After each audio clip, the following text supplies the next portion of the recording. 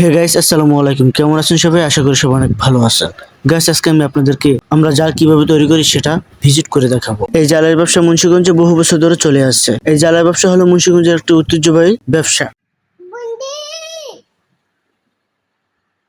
uy tako, patas, batin bose, babu puta pasta, pasta.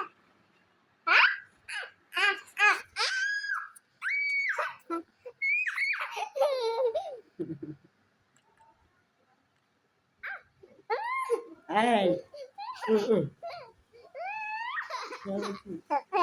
কামড় দেবো? হ্যাঁ, Ma, কামড় দেবো? ma, দেবো না? ma, এটা কেডা? mama. হ্যাঁ, তুমি? Ah, ও না, এটা তো আহার।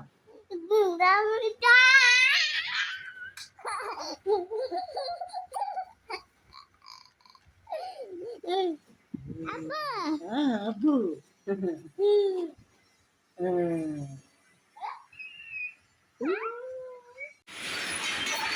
মুন্সিগঞ্জের মানুষ বিভিন্ন ধরনের জাল তৈরি করে পরিচিত। এই জালগুলো সাধারণত মাছ ধরার কাজে ব্যবহৃত হয়। মুন্সিগঞ্জের জাল শিল্প খুবই ঐতিহ্যপূর্ণ এবং এটি এখানকার স্থানীয় অর্থনৈতিক গুরুত্বপূর্ণ একটি অংশ।